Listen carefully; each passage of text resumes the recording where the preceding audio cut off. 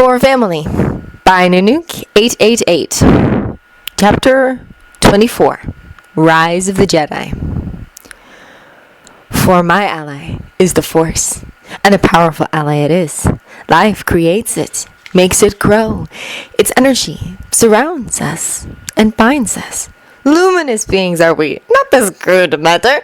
You must feel the Force around you, between you, me, the tree, the rock, everywhere. Yes, even between the land and the ship. The Padawan who had wrestled in vain with the X-Wing was no more.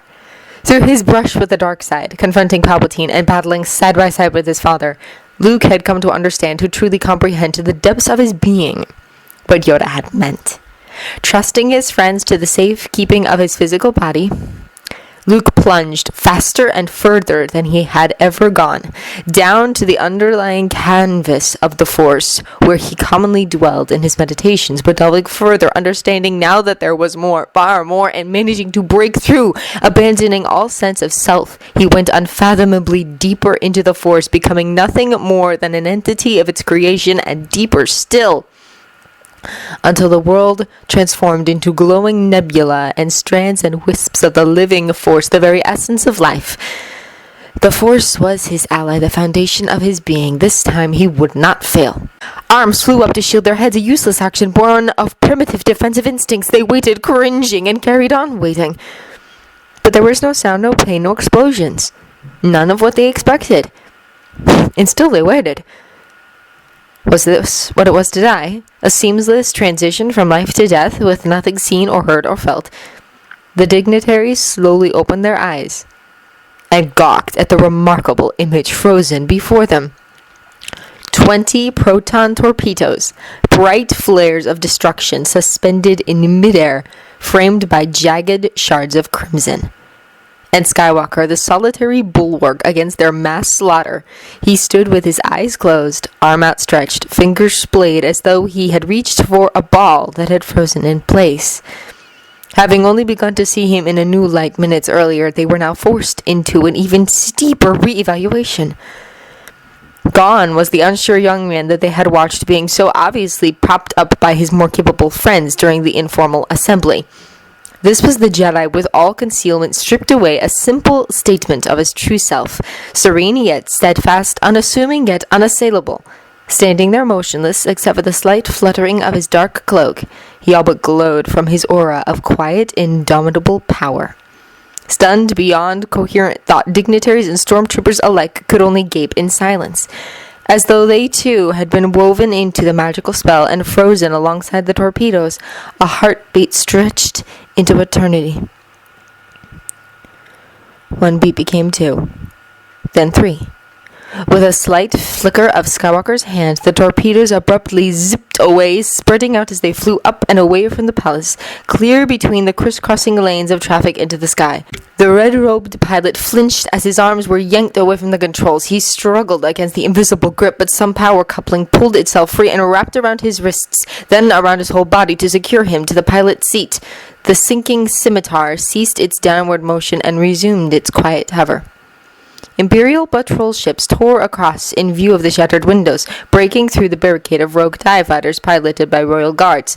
With the influx of TIE defenders dispatched from orbiting star destroyers, the insurgents were quickly overcome in a rapid succession of exploding fireballs. Patrol ships towed the scimitar away with tractor beams and reasserted their heavy presence over the palace airspace. Luke blinked slowly, acclimatizing himself again to the rigidity of the physical world, after such a complete displacement, to find himself the sole focus of the mute stare from the entire hall. Somewhat embarrassed, he cleared his throat and grabbed his comlink.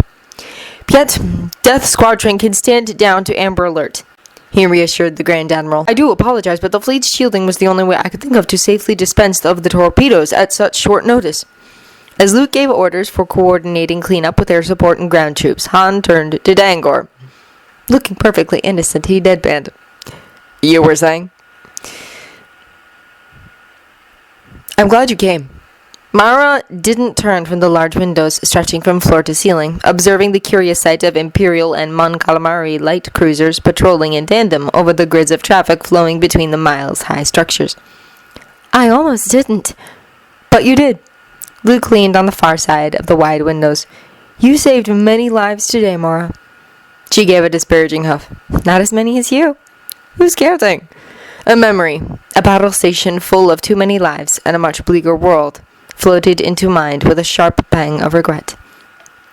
Nothing was said for a while, each lost in their dark thoughts in the silence of what had been Palpatine's private throne room in the tallest tower of the palace. It still leached with the fear instilled by the former Sith Master in those he had seen fit to receive in this chamber. It was only Luke's second visit.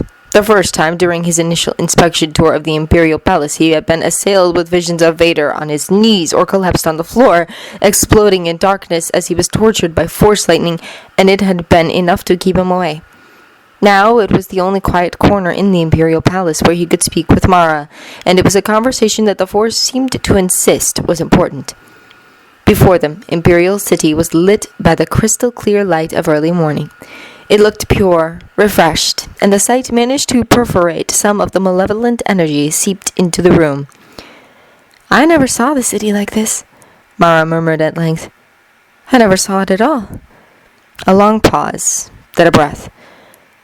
I only saw what he wanted me to see. I thought I was enough.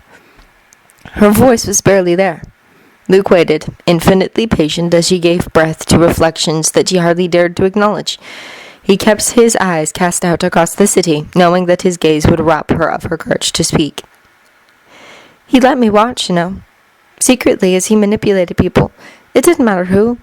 Courtiers, ambassadors, those in trade and commerce, the military, even his advisors, even Vader. I was supposed to be the one watching as he manipulated them. Her voice hardened. But how many others did he allow to watch? How many times was I the one being watched? Luke said nothing. She was after an outlet, not counsel. Heavy seconds passed and rolled into minutes. When she spoke again, her voice was sharp with bitterness. He'd made clones of me, but they weren't clones. He tampered with their genes, searching for a key to enable essence transfer imposed by a third person. Some clones were given a few years of life, and then their consciousness imposed on new clones. A few survived for a while, but they were insane. They all died, all of them. Her green eyes narrowed, unseeing. My parents, too. He used them for 7 years until they died, until it was too awful for them to keep on living. She could barely speak past the jagged lump that welled in her throat. I thought I was enough, but I never was. He was after the ultimate servant. Luke could feel her convoluted emotions, burning with hurt and rage over the betrayal of the master who had practically raised her, who had used and manipulated and exploited her. She was swamped in innumerable shades of guilt at having allowed Palpatine to replace her parents in her life and heart, at her ignorance and inaction over their suffering, at the thought of not having been enough, then at allowing herself to be hurt by that thought, and at the fact that the thought had even occurred at all. Her fury over her own blindness and naivete eclipsed all. But he saw something that she didn't. As much as he believed he had you totally under his control, you've managed something he never foresaw. As if she'd forgotten that he was there, Mara's jaw tightened at his words and her walls came up. Spare me, Luke. There's no silver lining here. She spun and began to walk away. He spoke to you when he died. His words drew her up short. You heard him. What did he say, Mara? Green eyes turned to him, wide and slightly horrified. What did he order you to do? She was somehow aware that she hadn't wanted Luke to know how deeply she had been connected to Palpatine. Mara? How could you know that? Pain tightened Luke's voice. I see that fight in my dreams. I see my father dying all over again. But in my dreams I hear a voice that I didn't actually hear. A voice I only hear through the Force. This time it was Mara's turn to see something she had overlooked, something that should have been obvious. Luke had his own grief and pain, and yet here he stood, trying to help her. All the while she had given no thought to his or anyone else's suffering. You already know, she muttered, ashamed at what the order had been. Tell me anyway. His expression remained encouraging. She couldn't refuse. He ordered me to kill you. Unexpectedly, he smiled. Exactly. He'd established a link directly to your mind, and his orders should have compelled you to try and kill me. But instead you severed his hold over you and helped me against the royal guards. You are right, Mara. You were never enough. Confusion swept over her, but his steady gaze gave her faith that he wasn't being unkind. Never just enough, Luke clarified. You were far more. Realizing his meaning, she swallowed, fighting the hot prickling in her eyes and the tight feeling in her chest. Of all the people in the galaxy, it was Luke, the Jedi she used to hate, who refused to bury her in the avalanche engulfing the dark remnants of Palpatine's rule, who continued to reach out to her, a patient hand guiding the way through. She couldn't understand it.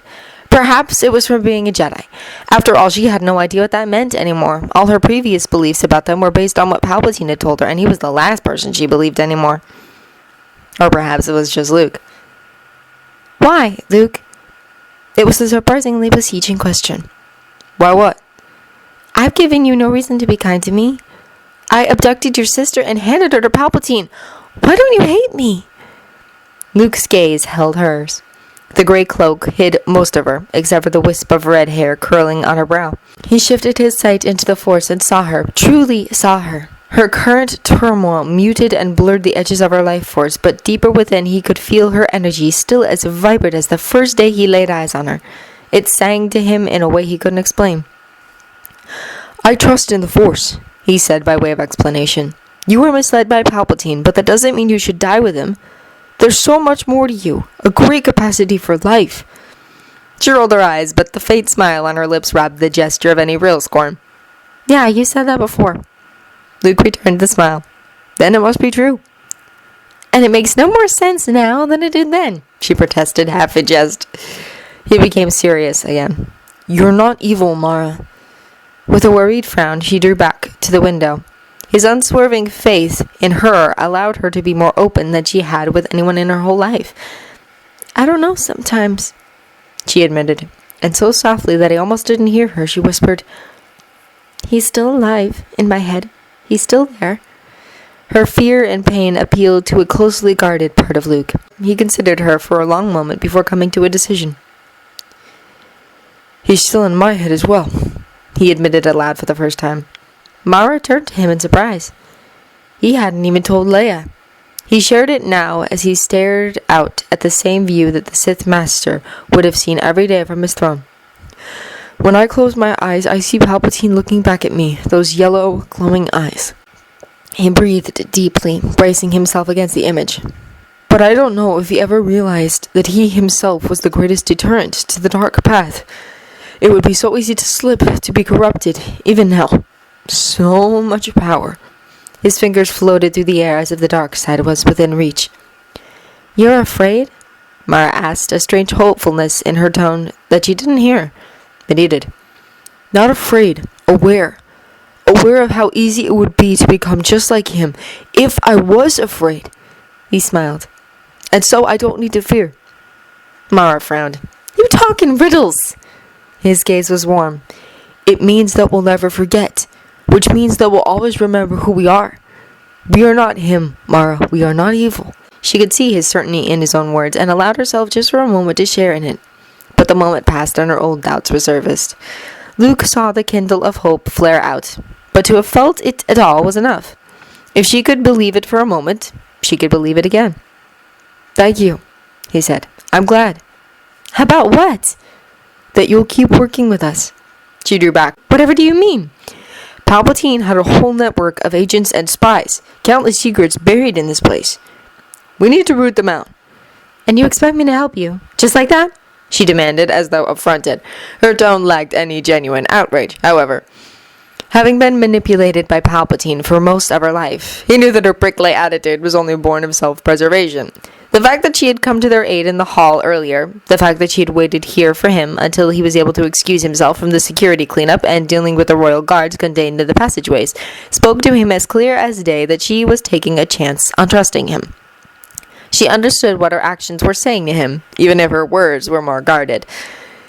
It would mean a great deal to us all if you would help us, he added. To me as well.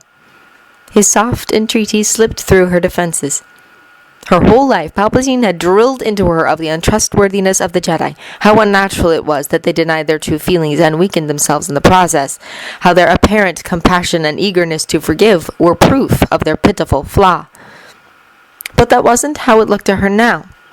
Standing beside Luke, who offered her a chance at redemption instead of condemning her, who took the effort to search past the antagonistic mask she protected herself with to find someone worthy of being saved, she observed in him a different kind of strength that Palpatine had never had.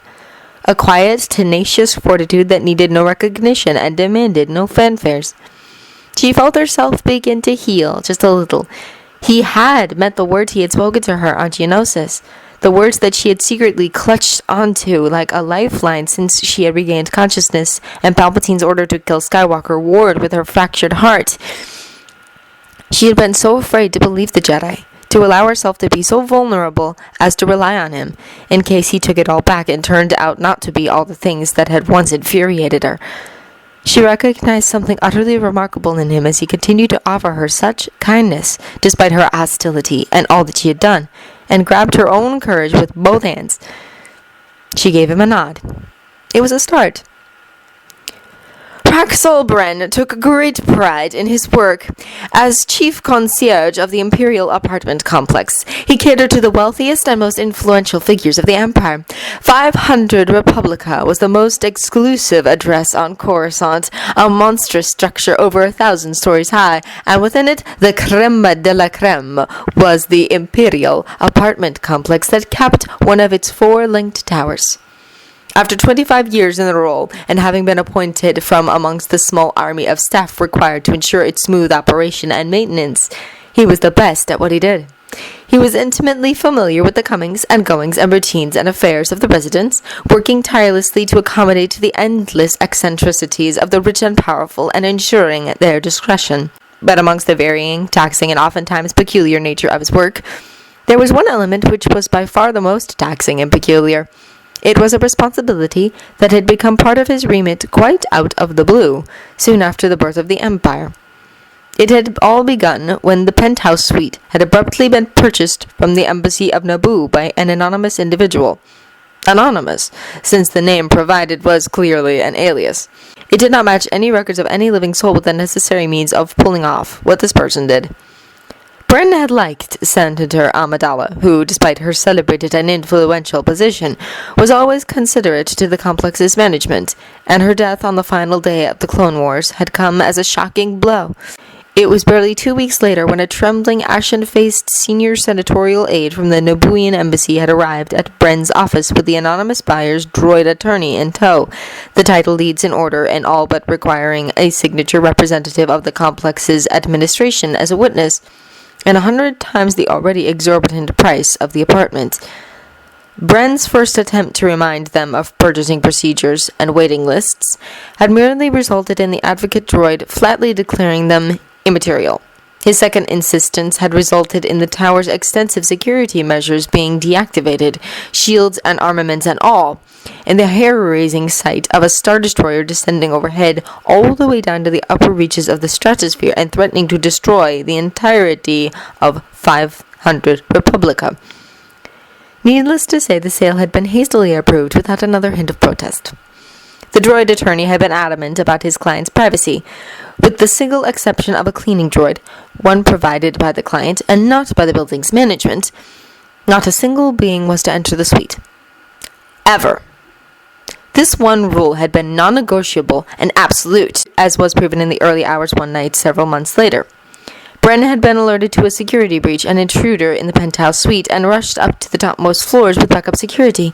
But even on location and just 2 turbo lifts away, he arrived to find the owner's own crack team already there, a squad of 12 stormtrooper death commandos.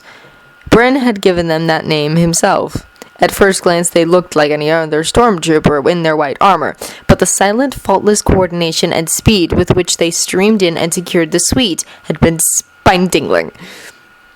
As the intruder glanced back briefly at the pursuing stormtroopers before leaping into a waiting speeder and flying away, Bren had caught a glimpse of a familiar face. It was the head of Amidala's security, Captain Typho, The stormtroopers had signaled by comlink for air pursuit before withdrawing just as silently as they had come. Their commander lingered only long enough to reactivate the empty suite's enhanced security systems again before their departure. That had been the one and only time that Bren had been able to glimpse into the suite since he had dealt with a maintenance issue when Amidala had still resided there. The following day after the incident, security access to all turbo lifts leading to the topmost floors had been restricted to all save for certain undisclosed individuals. In all these years, the Star Destroyer threat and those death commandos had been enough for the chief concierge to protect this monopoly on the penthouse suite, despite never a soul stepping foot in it other than the incommunicable basic cleaning droid. He stonewalled any public inquiries regarding the suite's owner, and flatly refused any demands for the seemingly unoccupied, highly desirable apartment to be made available, no matter how much anyone bribed or threatened. For the complex's administrative team, it was easiest to function as though the suite simply did not exist. It was no wonder, then, that he was mightily alarmed and equally curious when, 22 years later, his security log flashed with a warning that the external penthouse turbo lift had been activated. Bren arrived at the turbo lift minutes later, out of breath and his face flushed. His polished, refined appearance be damned. He ran. For 22 years he had dutifully protected the apartment for this unidentified personage, and he was dying to see who now accessed it so suddenly. He rounded the corner and was brought to a hasty stop. There was a figure concealed in a plain, dark cloak, the deep hood casting his face in shadow. Bren had never seen the turbo lift's access pad flash green since Amidala had been here, and he stared in dazed fascination as the stranger worked something into its programming. He was surrounded by stormtroopers, all possessing that same lethal fluidity of motion as those death commandos Bren had seen decades past, but with a marked difference of blue stripes on the white armor. The cloaked figure turned towards him and waved a hand, the loose sleeve arcing across the air. Bren blinked owlishly, finding himself walking along a raised archway leading to his office. He couldn't recall how he had come to be there, or to what business he had previously been attending. He simply knew that the penthouse suite was of no concern for the next hour. He studiously applied himself to the task of keeping himself busy and out of the way. Luke followed the trail in the Force up the winding staircase and found himself on an open veranda. The rounded curves of the terrace were edged with plain white pillars, with white drapes fluttering down between them. Rounded sofas led to a fountain, water still bubbling gently at its core, and beyond it sparkled the glittering lights of Coruscant's night sky, spreading as far as the eye could see. Majestic skyscrapers near and far reached into the cosmos, dwarfing the light mesh of buildings filling the space in between, crisscrossed by multiple layers of traffic. The dark silhouettes dazzled with their stunning array of lights. Two beautiful female statues framed the breathtaking view. Luke was sure he had seen similar sculptures on Naboo. There was a pervading sense of serenity here, its energy a soothing balm following the tumultuous events of recent days. Luke felt more complete simply by being here. He closed his eyes and allowed himself to absorb the sensation into a part of his heart that would forever be empty. They waited until they knew he was ready. Luke roused himself and opened his eyes. 3 shimmering Force ghosts stood before him, each in the simple robes of the Jedi. Obi-Wan, Luke greeted the first he saw and recognized. The second figure took Luke's breath away. How long he stood there, overcome by feelings too strong to handle, he didn't know. My son. Anakin's eyes were full of love and sadness. I'm sorry to have caused you so much grief. Still, Luke couldn't speak. He stared at his father, the face he'd only seen in the minutes before Anakin's death. The ache in his chest was still too agonizing a burden to carry. His grief surged over him until he was almost angry. Closing his eyes, he saturated himself with the Force, taking time to calm his aggravated emotions.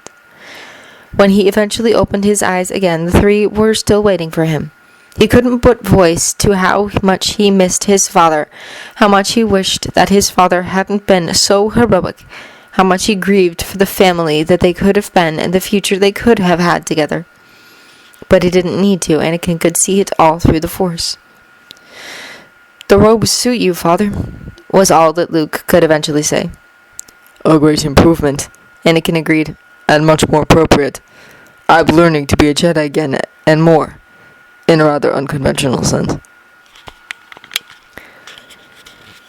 Master Qui-Gon always was unorthodox. Obi-Wan chuckled. Is that even possible? His father was dead. How could he be training as though he was alive? Many things are possible in the Force, Luke, Obi-Wan explained without really explaining anything. He had always been that way. Perhaps he picked up the trait from Yoda. Anakin indicated the third man with them. This is Master Qui-Gon Jinn. He was mentor to Obi-Wan when they saved me from slavery on Tatooine, and now my master. Luke noted the kindly, wise eyes that reminded him of Obi-Wan, as well as the beard and long hair half tied back, the air of great presence about him. Luke bowed a formal greeting to a man he didn't know, and yet whom he already sensed was deserving of much respect. Master Jinn. Master Skywalker, Qui-Gon greeted. I have watched you develop in the Force. The galaxy is fortunate that you are here, young master. Luke didn't know what to do with such praise. He simply inclined his head, half in thanks and half in determination not to let them down. Master Yoda? Is he around as well? He didn't know what the correct term was for those returning as Force ghosts. He will be, Obi-Wan replied. He is still exploring and learning the new ways as he merged with the living Force. Luke could well imagine the ancient master's almost childlike fascination. He turned to his father again, wanting so much to speak to him, but the words didn't come easily. We should give them a moment, Obi-Wan, Qui-Gon said, looking between them. Wait! Luke looked immediately embarrassed at his outburst, but Obi-Wan knew what was on his mind. Calm yourself, Luke. We know there is much you wish to discuss. We will return when the time comes. The assurance was enough. Luke didn't need to question further about the cryptic remark. We will meet again, young Master Skywalker. Qui-Gon inclined his head at Luke in parting, and he and Obi-Wan faded and disappeared. Identical pairs of blue eyes locked together over the heavy silence. There was still a shadow cast over Luke's features. His thoughts were convoluted, unclear. I couldn't risk you, Luke, Anakin explained, sensing the reason for his son's overcast feelings. I couldn't risk Leia. We could have taken him together. Luke resisted the urge to shout, but there was just as much weight and meaning behind his words, the crushing regret. We were a team, Father. Yes, we were, and we could have carried on fighting Sidious together. But for how long? The Death Star was about to explode. Master Yoda couldn't hold the reactor core forever. You knew about that? Not the exact reason at the time. I only had the greatest sense of urgency, that we were running out of time. Luke sighed tiredly. His father was right, although his grief made it difficult for him to admit it. A shimmering blue hand rested on his shoulder. I could not have been more proud to fight by your side, my son. Luke's troubled mind eased, the grief somewhat assuaged with the presence beside him. Luke, Anakin said hesitantly, there's still a lot that I need to tell you about my past, about your mother. May I return and visit sometimes? Of course! And as much as I'd like to hear more, I'd also like it if you came to visit just because. Luke smiled softly. Whenever Master Jin gives you time off your training. Are you talking to yourself again, kid? Luke turned to the staircase as the others arrived, also plain-clothed and incognito. Anakin had already encoded his son into the save list, and Luke had arrived ahead to recalibrate the security systems, to also admit Leia, Han, and Chewie, as well as to indulge himself with a minute alone in this meaningful place. Han followed up his comment with a low whistle as he took in the veranda and panoramic view. Now that's something. Chewie's answering murmur was equally appreciative. Sensing something, but not sure what, Leia was more cautious as she cast her eyes about. Luke, whose apartment is this? It belongs to Afu Lauk, Luke replied, watching her closely. I know, we checked the title deeds when you gave us the address. But who is that really? Doesn't that name sound familiar? It does, which is precisely the problem. Who? She cut herself off when she saw Luke's expression, meaningful and etched in shadow. There was only one reason he would look like that, and as she thought of her father, she also recalled the donations! Come again? Han asked. Months ago, when Father started making anonymous donations to the rebellion, it was one of the aliases he used. He lived here? She asked Luke. Her brother paused, glancing aside as though listening to somebody, before turning back to her. He never set foot here as Vader, but he used to visit occasionally when he was still Anakin. This was our mother's apartment when she was on planet serving the Senate. He worried for a moment that perhaps he should have broken the news to her more gently, but he should have known better. She dealt with the shock, absorbed it, and kept herself strong. Her eyes looking a little damp, she drank in the sight in a new light. Father bought it after her death, Luke continued when she turned a questioning eye at him, and preserved it as it was when our mother lived here. He knew how she was feeling. He felt the same way, almost as though they could feel their mother beside them. "Thank you for bringing us here, Luke," Leia said softly. After reading Han's eyes, half to give him forewarning, half as reassurance, Luke approached Leia and took her hand. "There's another reason why we're here, Leia. It's about Father. Are you ready?" The cautious look in his blue eyes made her nervous, but she nodded, bracing herself. It must be important for Luke to have secretly sneaked them out of the palace. He sent his awareness into her and shifted her other sight, bringing her in line with the Force before stepping away again. Leia gasped as she stared directly at the translucent figure standing before the fountain. Her jaw slackened and her composure was entirely forgotten for the first time that Han had ever seen in the seasoned senator. "Sweetheart, what is it?" Han asked, alarmed at her pale complexion. "It's all right, Han," Luke murmured. "She's just seeing through the Force." "Leia?" Han pressed. A whisper escaped her lips, sending a chill right down Han's spine. "Father!" "What?" There was an uncertain rumble from Chewie. Tears glistened in her eyes at the intense tidal wave of emotions overwhelming her, choking her up and burning behind her eyes. Not least were the guilt and remorse at the recollection of their last proper conversation, her unforgiving and deliberately hurtful words when he had tried to apologize. "Father, Anakin shook his head, his blue eyes gentle and full of love, and his own searing pain. "It's all right, Leia. There's nothing you have to be sorry about. Nothing at all. It was all my doing." "But—" He'd still come to save her, she wanted to say. Despite her harsh words, despite her hateful rejection, he'd still come for her. "Look to the future, Leia. Look at all that you and Luke can achieve. I'm sorry that all I could leave you was the aftermath of the Sith, but I know that you'll forge a better galaxy. I have absolute confidence in you." Anakin smiled. "Remember, you're not alone, Leia. You have Luke and Padme's family on Naboo. They're good people. They're your family too. And you also have Solo." There was still a part of her that was wanting. "I wish you could have stayed, Father," she thought, too choked up to say it aloud. They'd had so little time together, too much of it lost in hate. With infinite care, a shimmering blue hand cupped her cheek. A single tear leaked from beneath her closed eyelids as she leaned into the cool caress. Their reconciliation had Luke feeling as though someone was gently squeezing his heart and lungs. He looked away to take a deep breath when his gaze fell on Han and Chewie, who looked fit to burst from concern. "Hey," he called, catching their attention. "It's all right." He thought about it, his father and sister finally making peace, and Han all but ready to wage war to protect Leia from her distress, and Luke's smile broadened.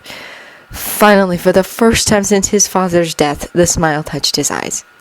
"We're all right." With unwavering obstinacy born of both parents, Luke remained first and foremost a Jedi. The task of establishing control over the fragmented remnants of Palpatine's government was a slow, painstaking enterprise. To effect the necessary constitutional amendments to strengthen the legislature and redistribute dictatorial authority was an even more colossal undertaking. There was an endless stream of deliberations and discussions and meetings, which were all preceded and concluded by their own briefings and debriefings on more aspects of government than Luke had ever thought could exist. Supervisory governing authorities and their effective applications, representative parliamentary bodies, and a multitude of executive, legislative, and judicial branches connecting them with regional administration, meditations with the old ruling council, military strategy briefings with the newly combined galactic security forces, and all manner of intricate policies on economic, social, political, and legal reforms. The undertaking was beyond monumental, and the entire operation required the involvement of representatives, ambassadors, former senators, and countless other dignitaries from all systems of the galaxy, as well as thousands of officers, support staff, and technical personnel. Luke applied himself diligently, but never could he have steered such an epic transformation by himself. He had never been more grateful for the constant presence of Leia and Mothma, who were his anchors in the political arena, and Piet and Akbar in the military. They were crucial in gathering together the numerous disorderly strands that made up the reins of power and directing them in a semblance of coordinated collaboration. There had been a shift in perception amongst the galaxy's elites ever since the Royal Guard insurgents. They no longer viewed Luke with derision or scorn when he remained quietly in the background as his associates took the lead. They eyed him with everything ranging from wary concern to dislike to admiration and deference, but never with ridicule. Respect was his due, whether keenly or begrudgingly given. Through it all, Luke never for one moment lost sight of who he was. To the galaxy, he appeared to be endlessly calm and collected, the once familiar bearing of the old Jedi Order. But Leia, Han, Chewie, Mara, and possibly even Piet, recognized the eagerness with which Luke attended to the transformation occurring around them. Every one of them wondered at one point or another at what their own reactions would have been had they gained dominion over the entire galaxy. The path of restoring democracy would likely have been similar, but they knew of nobody who would have been quite so impatient to demote themselves from the seat of absolute authority. Only Leia, having faced Palpatine with him, and Mara, from the admission he had made to her after the Royal Guard insurgents, understood what truly drove his fervor. The galaxy observed eagle-eyed as, piece after piece, fragments of power were delegated away from the galactic throne and transferred steadily into the foundations of a new galactic government. Month after month, for 2 years since he had boldly revealed Darth Vader to be their father, and all but swore to restore democracy, they watched and waited, swaying between hope and denial, belief and doubt.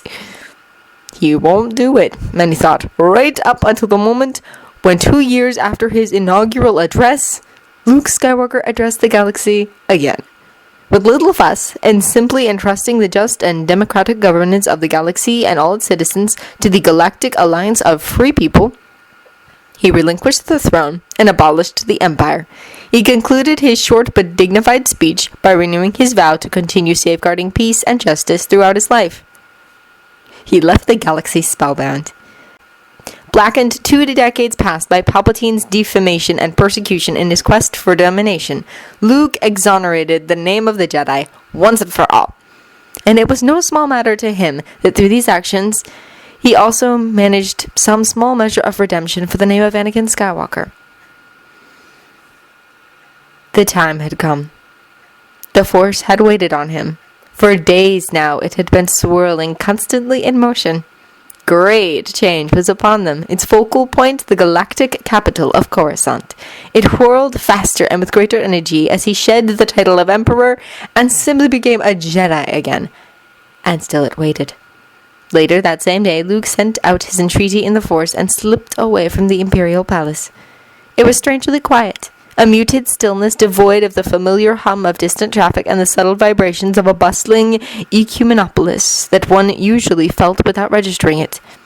Layers upon layers of dust had settled and hardened over the debris, casting everything in a gray-white light. Luke knew that the Jedi Temple had once been an impressive building, a ziggurat with 5 towering spires visible over the Coruscant skyline. Now it was an empty tomb.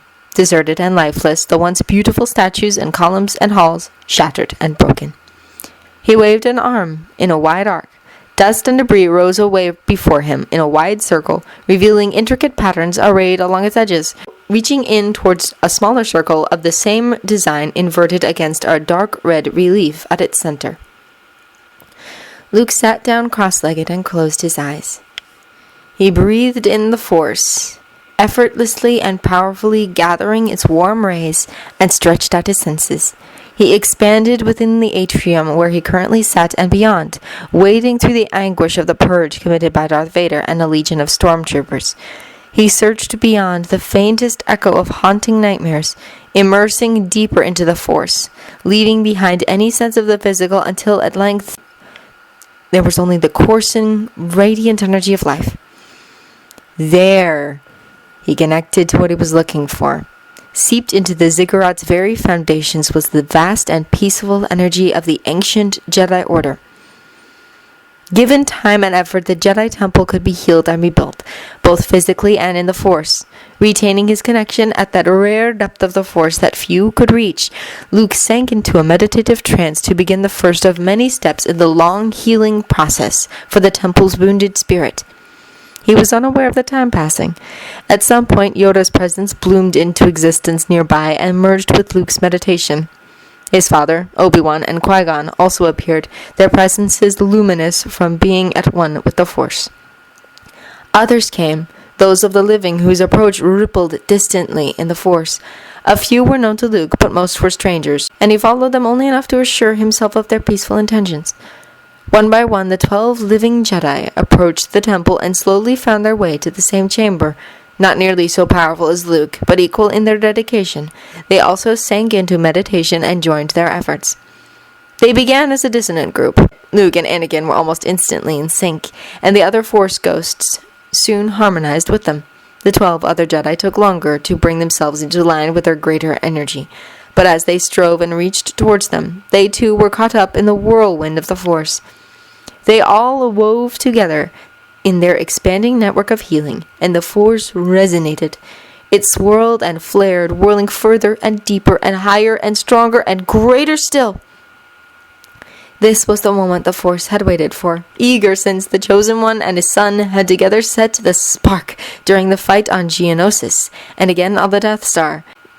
The Force now responded to the combined meditative efforts of 17 Jedi, including some of the most powerful ever known, and awakened from its almost dormant state of the past 22 years. The Force ignited. Luminescent and alive, it burst with unrestrained vibrancy, almost like a sentient entity itself. It sang in its brilliance, its pure energy illuminating every atom and molecule and dark particle in the galaxy.